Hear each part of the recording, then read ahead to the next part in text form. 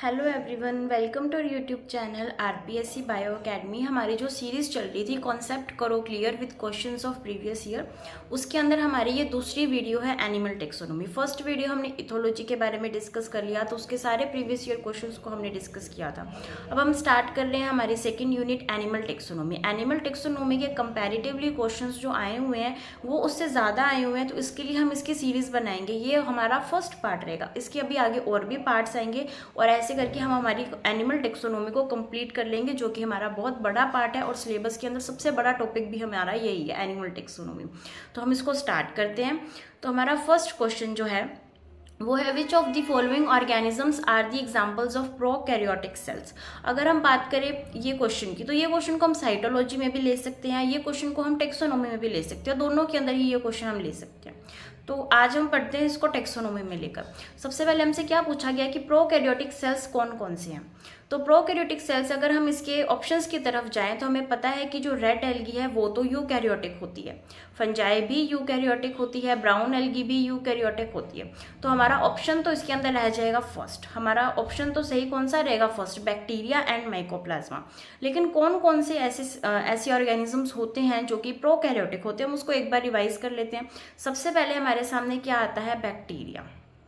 Bacteria के है two parts होते हैं, आर्की बैक्टीरिया भी आता है, यू बैक्टीरिया भी आता है। आर्की बैक्टीरिया होता है प्रिमिटिव बैक्टीरिया, तो Archie bacteria is a prokaryotic, you bacteria prokaryotic. Blue green algae जिसे हम साइनोबैक्टीरिया कह देते हैं, जैसे कि नोस्टॉक है, ओसिलेटोरिया है, एनाबीना है, ये सारे भी कैसे हैं? ये सारे भी प्रोकैरियोटिक है। उसके अलावा क्या करते हैं कि बैक्टीरिया, यू बैक्टीरिया ऐसे नाम ना देकर उसके जो आगे उसके एग्जाम्पल्स दे दिए जाते हैं, तो हमें एग्जाम्पल्स को भी लर्न करना है, जैसे कि रिकेट्शिया। अब रिकेट्शिया आ जाए तो हम कंफ्यूज हो सकते हैं कि ये प्रोकैरियोटिक है, ये यूकैरियोटिक है, लेकिन रिकेट्शिया भी एक प्रोकैरियोटिक बैक्टीरिया ही है। तो ये सारे कैसे ऑर्गेनिजम्स हैं? प्रोकैरियोटिक एनिमल्स हैं, इनके अंदर जो न्यूक्लियस है वो वेल डिफाइंड नहीं होता। ठीक है, अभी हम चलते हैं सेकेंड क्वेश्चन की तरफ। The systematic arrangement of taxa is called. ये क्वेश्चन प्रीवियस ईयर यानी कि ग्रेड 1 2022 के अंदर, अभी जो हमारी ग्रेड 1 हुई है उसके अंदर ही आया हुआ है। ऑप्शंस है टेक्सोनोमी की, जीनियोलॉजी एंड हायरार्की। तो इसका जो आंसर था वो था टेक्सोनोमी। इसका आंसर टेक्सोनोमी क्यों है? क्योंकि अगर हम बात करें टेक्सा की, टेक्सा के अंदर क्या होता है? टेक्सा के अंदर ऐसा होता है कि जैसे कि हमारा फाइलम कौन सा है, हमारा जीनस कौन सा है, हमारी स्पीशीज कौन सी, यानी हम स्पेसिफिक जीनस स्पेसिफिक स्पीशीज की बात करें। जैसे अगर मैं बात करूँ होमोसेपियंस, तो होमोसेपियंस, होमो क्या है? टेक्सा, सेपियंस क्या है? टेक्सा। तो इनकी जो अरेंजमेंट है उसे क्या बोला जाता है? टेक्सोनोमी। टेक्सोनोमी की हम दो डेफिनेशंस पढ़ते हैं। एक डेफिनेशन होती है identification nomenclature and classification of organism, जिसके अंदर हम जो ऑर्गेनिजम्स हैं उनकी पहचान करते हैं, उनका नामकरण करते हैं, उनका वर्गीकरण करते हैं। तो ये अगर हम इन चीज़ों की बात करें तो भी हम क्या बोलते हैं? इसकी डेफिनेशन, ये किसकी डेफिनेशन है? टेक्सोनोमी की डेफिनेशन है। और सेकंड डेफिनेशन हमारे सामने आती है the systematic arrangement of taxa. अब इसके अंदर हम ये तो बता सकते हैं कि इसका आंसर की नहीं होगा, जीनियोलॉजी भी नहीं होगा, लेकिन हम कंफ्यूज कहाँ होते हैं? टेक्सोनोमी एंड हायरार्की में, कि इसका आंसर हायरार्की भी तो हो सकता है, क्योंकि अरेंजमेंट तो सिस्टमैटिक ही होती है। अगर हम हायरार्की की बात करें तो हायरार्की आंसर तब आएगा जब क्वेश्चंस के अंदर टेक्सा की जगह टेक्सोनोमिक कैटेगरीज दिया जाए। टेक्सो की जगह अगर टेक्सोनोमिक कैटेगरीज दिया जाएगा तो इसका आंसर क्या रहेगा? हायरार्की रहेगा। कैसे? अगर यहाँ पर अगर हम बात करें टेक्सोनोमिक कैटेगरीज की, तो टेक्सोनोमिक कैटेगरीज को हम ले सकते हैं, जैसे किंगडम है, फाइलम है, जीनस है, स्पीशीज है, क्लास है, ऑर्डर है। तो ये जो हमने रैंक डिसाइड कर रखे हैं ये सब क्या है? Taxonomic categories. और इस टेक्सोनोमिक कैटेगरीज में हम जो स्पेसिफिकली हम डालते हैं, जैसे होमो सेपियंस, एनिमेलिया, प्लांटिया, तो ये सारे क्या हैं? ये सारे हैं टेक्सा। जैसे कि अगर हम एग्जाम्पल की तरह बात करें तो अगर मैं कहूँ the systematic arrangement of kingdom, phyla, class, order, genus, species, तो ये क्या है? ये है हायरार्की, जिसके अंदर हमने टेक्सोनोमिक कैटेगरीज हैं, ये सारी किंगडम है, फाइलम है, क्लास है, ऑर्डर है, फैमिली है, जीनस है, स्पीशीज है। लेकिन इसके अंदर अगर हम एग्जांपल्स को लेकर चले, जैसे कि अगर मैं कहूँ किंगडम है हमारा एनिमेलिया, उसके अंदर हमने फाइलम ले लिया टीनोफोरा, उसी तरीके से हमने इसके अंदर क्लास का भी नाम स्पेसिफिकली दे दिया, तो वो क्या बन जाते हैं? वो बन जाते हैं टेक्सा। यानी यहाँ पर टीनोफोरा जो है वो एक टेक्सा है, लेकिन यहाँ पर जो हमने फाइलम लिखा है वो क्या है? वो एक टेक्सोनोमिक कैटेगरी है। ठीक है, तो अगर टेक्सा की जगह टेक्सोनोमिक कैटेगरी को पूछा जाता तो यहाँ पर हमारा आंसर हायरार्की रहता, लेकिन यहाँ पर टेक्सा का पूछा गया तो इसका आंसर टेक्सोनोमी ही रहेगा। ठीक है, अभी आगे चलते हैं। The level at which the species are characterized and named is called। ऐसा लेवल, ऐसा मतलब कि क्लासिफिकेशन का यहाँ पर टेक्सोनोमी ही पूछी गई है कि जहाँ पर किसके बारे में बात हो रही है, जहाँ पर बात हो रही है स्पीशीज के बारे में। जहाँ स्पीशीज के बारे में बात हो वो टेक्सोनोमी रहती है अल्फा टेक्सोनोमी। अल्फा टेक्सोनोमी के अंदर हमेशा स्पीशीज़ की बात होती है कि ये स्पीशीज़ कौन सी है, ये स्पीशीज़ को कैसे आइडेंटिफाई किया गया, ये कहाँ पाई जाती है। जब स्पीशीज़ लेवल की बात हो तो हम क्या कहेंगे, अल्फा टेक्सोनोमी। लेकिन जब उस स्पीशीज़ को हम किसी प्लेस के अंदर डालें, किसी कैटेगरीज के अंदर उसको प्लेस करें कि ये जो स्पीशीज़ है ये इस कैटेगरी के अंदर आएगी, जो कि हम उसके सारे कैरेक्टर्स को स्टडी करके बता सकते हैं कि ये स्पीशीज़ है इस जीनस के अंदर आती है, ये स्पीशीज़ इस फाइलम के अंदर आती है। तो जब हम उसको ये इतना हम उसको क्लासिफाई कर पा रहे हैं तो वो टेक्सोनोमी हो जाती है बीटा टेक्सोनोमी। वो टेक्सोनोमी कौन सी हो जाएगी, बीटा टेक्सोनोमी। जब तक हम स्पीशीज लेवल की बात करेंगे वो टेक्सोनोमी रहेगी अल्फा टेक्सोनोमी, लेकिन जब हम उस स्पीशीज को उसके कैरेक्टर्स के बेस पर कहीं ना कहीं उसको प्लेस करने की कोशिश करें तो वो बीटा टेक्सोनोमी हो जाती है। गामा टेक्सोनोमी होती है कि जिस टेक्सोनोमी के अंदर हम उसका इवोल्यूशन भी लेकर चले, यानी वो पीछे से कैसे उसका इवोल्यूशन हुआ, पहले कैसी थी, फिर कैसे मॉडिफिकेशंस हुई, उसका विकास कैसे हुआ। जब हम ये सारी चीज़ों को टेक्सोनोमी के अंदर ऐड करना शुरू कर देते हैं तो वो गामा टेक्सोनोमी हो जाती है। उसी तरीके से आती है क्लैडिस्टिक टेक्सोनोमी। तो क्लैडिस्टिक टेक्सोनोमी भी इवोल्यूशनरी बेसिस, इवोल्यूशनरी कैरेक्टर्स के ऊपर ही बेस्ड रहती है, इसलिए इस क्वेश्चन का आंसर क्या रहेगा, अल्फा टेक्सोनोमी ही रहेगा। अब चलते हैं हमारे नेक्स्ट क्वेश्चन की तरफ। Concern with nomenclature of organism, यानी नोमेनक्लेचर से कौन कौन रिलेटेड है, तो इसके अंदर ऑप्शंस है विटेकर एंड स्ट्रिकलैंड। विटेकर को तो हम जानते हैं कि उन्होंने 5 किंगडम सिस्टम दिया था, लेकिन स्ट्रिकलैंड भी इसका आंसर होगा। क्यों होगा, क्योंकि स्ट्रिकलैंड ने दिया था ट्राइनोमियल नोमेनक्लेचर। कौन सा नोमेनक्लेचर दिया था, ट्राइनोमियल। बायनोमियल नोमेनक्लेचर किसने दिया था, बायनोमियल नोमेनक्लेचर जो था वो दिया गया था हमारा कार्लस लीनियस के द्वारा, और ट्राइनोमियल नोमेनक्लेचर जो था वो स्ट्रिकलैंड के द्वारा दिया गया था। तो इसलिए इसका जो आंसर रहेगा वो रहेगा बोथ ए एंड बी। ठीक है, अभी हम चलते हैं इससे आगे। Carolus Linnaeus system of nomenclature is, अभी हमने बात की कि कार्लस लीनियस ने कौन सा सिस्टम ऑफ नोमेनक्लेचर दिया था, तो इन्होंने बायनोमियल नोमेनक्लेचर दिया था। कार्लस लीनियस वही हैं जिन्हें हम फादर ऑफ टेक्सोनोमी के नाम से जानते हैं। कार्लस लीनियस ने सिस्टेमा नेचुरी नाम की जो है वो बुक लिखी थी, सिस्टेमा नेचुरी नाम की, और कार्लस लीनियस को हम फादर ऑफ टेक्सोनोमी कहते हैं। इन्होंने बायनोमियल नोमेनक्लेचर हमारे सामने दिया था, जो कि हम यूज करते हैं जैसे जीनस एंड स्पीशीज। तो जैसे होमो सेपियंस है, होमो क्या है, जीनस, सेपियंस क्या है, स्पीशीज। तो ये नोमेनक्लेचर किसके द्वारा दिया गया है, कार्लस लीनियस के द्वारा ही दिया गया। अब हम चलते हैं नेक्स्ट की तरफ। Which of the following is the science of classification of living organism? तो यहाँ पर सेम वही क्वेश्चन है और उसी एग्जाम के अंदर आया, यानी ग्रेड 1 2022 के अंदर सेम क्वेश्चन आया है, मतलब एक ही दोनों डेफिनेशंस पूछी गई हैं किसकी, टेक्सोनोमी की। तो इसका आंसर भी क्या रहेगा, टेक्सोनोमी, क्योंकि यहाँ पर भी क्या पूछा गया, क्लासिफिकेशन। अब यहाँ पर आइडेंटिफिकेशन भी हो सकता था, यहाँ पर क्लासिफिकेशन भी हो सकता था, यहाँ पर नोमेनक्लेचर भी हो सकता था। तो अगर हम इन तीनों को ऐड कर दे तो हम किसकी बात करेंगे, टेक्सोनोमी की बात करेंगे। लेकिन अगर हम यहाँ पर इवोल्यूशनरी बेसिस को ऐड कर देते, यानी classification, nomenclature, identification and evolutionary basis, अगर हम इवोल्यूशनरी बेसिस को भी ऐड कर देते तो यहाँ पर हमारा आंसर हो जाता है सिस्टमैटिक्स, क्योंकि सिस्टमैटिक्स टेक्सोनोमी के साथ साथ इवोल्यूशनरी बेसिस की भी बात करती है। और सिस्टमैटिक जो वर्ड है ये भी किसने दिया था, कार्लस लीनियस ने ही दिया था। अभी हम चलते हैं इससे आगे। Which of the following does not have cell wall, तो इनमें से कौन सा ऐसा ऑर्गेनिज्म है जिसके पास सेल वॉल नहीं पाई जाती। बहुत ही इजी जो है ये क्वेश्चन है, इसका आंसर रहेगा माइकोप्लाज्मा, क्योंकि माइकोप्लाज्मा को क्या बोला जाता है, जोकर ऑफ प्लांट किंगडम। तो ये थोड़ा सा प्लांट किंगडम का एक क्वेश्चन आ गया तो हम इसको पढ़ लेते हैं, लेकिन हम आगे से ध्यान रखेंगे कि प्लांट किंगडम के क्वेश्चन इसके अंदर ना आए, वो आपको अंकुश सर करवाएंगे। तो इसका आंसर क्या रहेगा, माइकोप्लाज्मा, क्योंकि माइकोप्लाज्मा के पास ही सेल वॉल नहीं होती, इन्हें क्या बोला जाता है, जोकर ऑफ प्लांट किंगडम। उसके बाद यहाँ पर आ जाता है 5 kingdom system of classification suggested by R.H. Whittaker is not based on. ठीक है, हम किसकी बात कर रहे हैं, क्लासिफिकेशन सिस्टम जो कि R.H. विटेकर ने दिया था। R.H. विटेकर ने जो 5 किंगडम सिस्टम दिया था उसके मेनली 3 बेसिस ही बताए थे। अब हमने इसके अंदर इन ऑप्शंस को पढ़ के ये देखना है कि इनमें से कौन सा बेस जो है वो उन्होंने नहीं दिया था। तो हमारे सामने 4 बेसिस हैं। अब अगर हम इनको इस मतलब कि थोड़ा कॉम्प्लेक्स लैंग्वेज में अगर हम लर्न करने की कोशिश करेंगे ना तो हम वहाँ पर भूल जाएंगे। तो हमने यहाँ पर क्या याद करना है, हमने यहाँ पर सिर्फ 3 चीज़ें याद करनी है। हमारे माइंड में ये चीज़ रहनी चाहिए, यूनिसेलुलर, मल्टीसेलुलर उन्होंने बताया था, प्रोकैरियोट्स, यूकैरियोट्स उन्होंने बताया था, और थर्ड उन्होंने बताया था न्यूट्रिशन।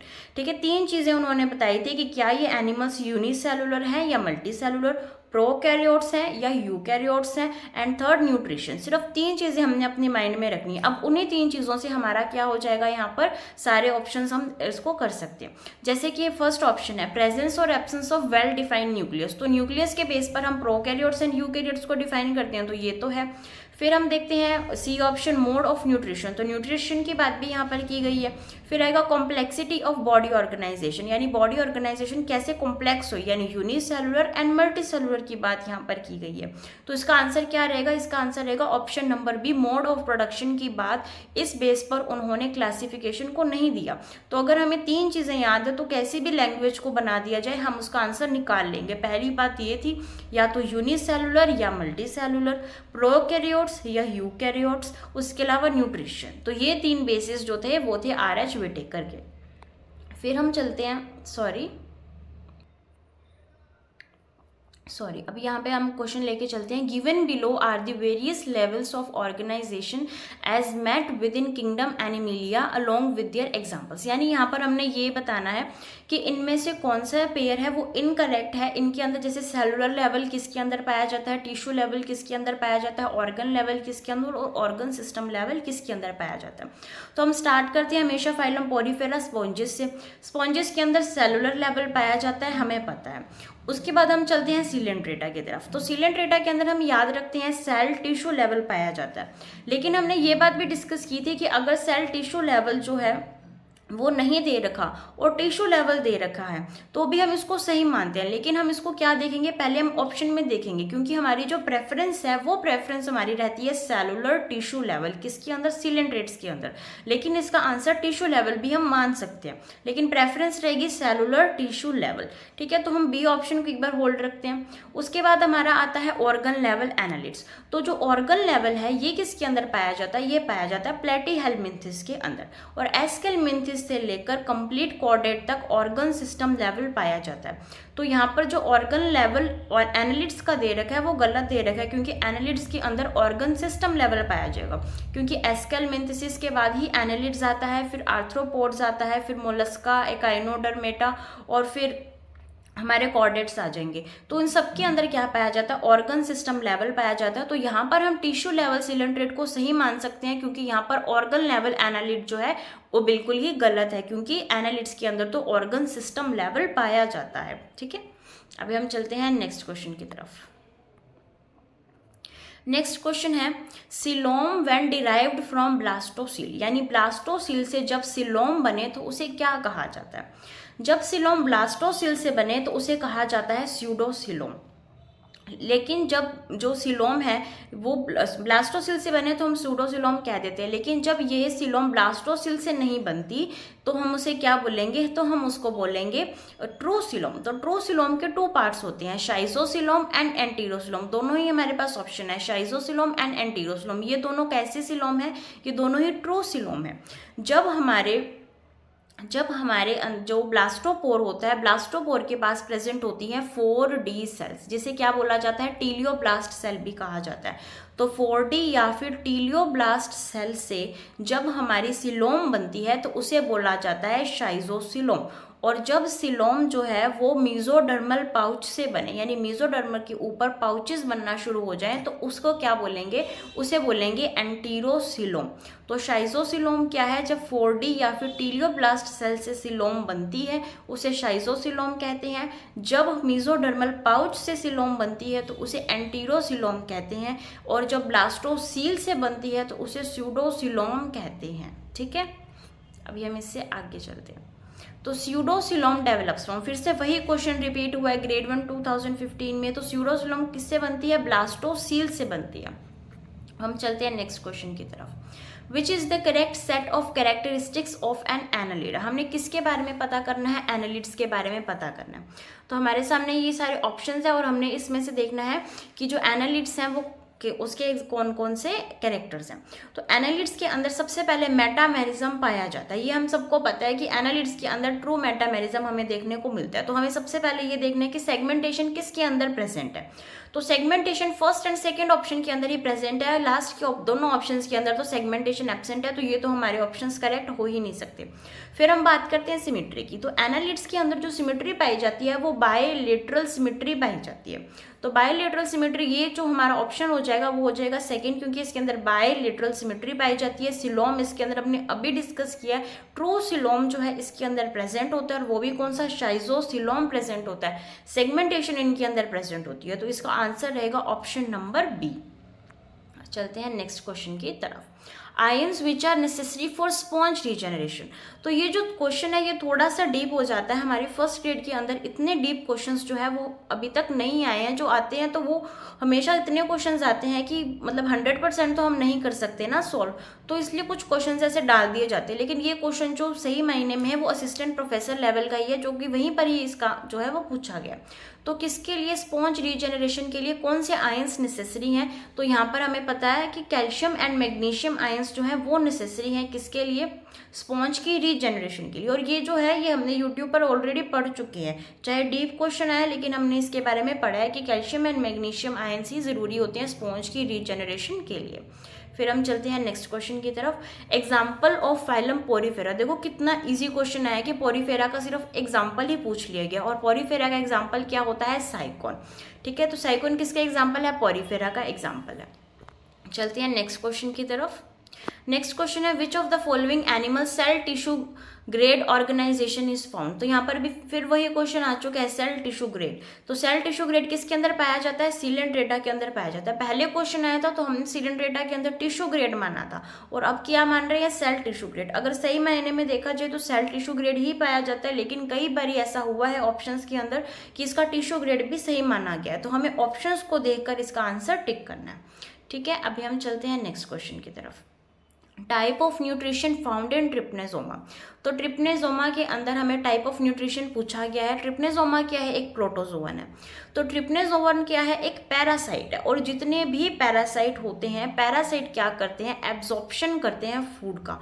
वो क्या करेंगे, वो जिस होस्ट के अंदर बैठे हैं पैरासाइट, उसके द्वारा जो फूड वो खाएंगे, वो कैसे खाएंगे, उसको एब्जॉर्ब कर लेंगे। क्योंकि ऑटोट्रॉफ्स वो हो नहीं सकते, वो खुद का फूड सिंथेसिस नहीं कर सकते, ना ही वो कोई केमिकल्स का यूज कर सकते हैं। तो वो क्या यूज करेंगे, वो ऑस्मोसिस के थ्रू उस फूड को क्या करेंगे, एब्जॉर्ब करेंगे। तो इसका आंसर क्या हो जाएगा, ऑस्मोट्रॉफी। अब ट्रिप्नेजोमा की जगह यहाँ पर कोई भी पैरासाइट होता तो हम उसका आंसर ऑस्मोट्रॉफी ही लगाते, क्योंकि जो पैरासाइट्स होते हैं वो क्या करते हैं, वो फूड को सीधा एब्जॉर्ब करते हैं। ठीक है, अभी चलते हैं नेक्स्ट क्वेश्चन की तरफ। Which phylum has a true coelom. इनमें से कौन से फाइलम के पास ट्रू सिलोम है। ठीक है, अब हमने ट्रू सिलोम के बारे में जो है सारा डिस्कस किया था कि कौन से फाइलम के अंदर ट्रू सिलोम होती है। हमने कहा था एस्केलमेंथिस के बाद क्या होती है, ट्रू सिलोम पाई जाती है। एस्केलमेंथिस के बाद एनालिडा, आर्थ्रोपोडा है, मोलस्का है, उसके अलावा सारे कॉर्डेट्स हमारे सामने आ जाएंगे, एकाइनोडर्मेट्स आ जाएंगे। इनके अंदर क्या पाई जाती है, इनके अंदर ट्रू सिलोम पाई जाती है। लेकिन यहाँ पर हमारे सामने ऑप्शंस मोलस्का भी है और ऑप्शंस एनालिडा भी है। मोलस्का के अंदर भी ट्रू सिलोम पाई जाती है, एनालिडा के अंदर भी ट्रू सिलोम पाई जाती है। तो इसके अंदर जो हमारे आंसर रहेगा वो बी एंड सी बोथ रहेंगे। इसलिए जो है इस क्वेश्चन को बोनस दिया गया था जो एग्जाम हुआ था। ठीक है, तो इसके अंदर ये दोनों ही आंसर जो है वो सही है, इसलिए इसका बोनस दिया गया था। तो मतलब ये इसलिए रखा गया ताकि आपको पता हो कि सिलोम हमारे लिए कितना इंपॉर्टेंट है। हमारे सामने सिलोम से ही 4 से 5 क्वेश्चन हमने आज सॉल्व किया। तो सिलोम वाले टॉपिक को हमने बहुत अच्छे से लर्न करके जाना है, क्योंकि एक क्वेश्चन वहां से कन्फर्म आएगा। ठीक है, तो आज के लेक्चर के लिए इतना ही। हमने पार्ट फर्स्ट पढ़ा है किसका, एनिमल टेक्सोनोमी का हमने पार्ट फर्स्ट पढ़ा है। इसके बाद हम देखेंगे इसके सेकंड पार्ट और थर्ड पार्ट, और धीरे धीरे हम एनिमल टेक्सोनोमी को फिनिश करेंगे। फिर हम एक नई यूनिट को स्टार्ट करेंगे, उसके प्रीवियस ईयर क्वेश्चंस को डिस्कस करेंगे। तब तक आप वीडियो को लाइक कीजिए, शेयर कीजिए, हमें ज़रूर बताइए कि हमारी जो ये सीरीज़ चलाई है कि आपको ये पसंद आ रही है, क्या हम इसे रेगुलर चलाएं या फिर ना चलाएं। और आप हमारे टेलीग्राम चैनल पर भी ज्वाइन हो सकते हैं, क्योंकि टेलीग्राम चैनल पर भी हम प्रीवियस ईयर क्वेश्चंस रेगुलरली डाल रहे हैं। तो अगर आप प्रीवियस ईयर क्वेश्चंस को अच्छे से प्रैक्टिस करना चाहते हैं तो आप हमारे टेलीग्राम ग्रुप को भी ज्वाइन कर सकते हैं। ठीक है, थैंक यू।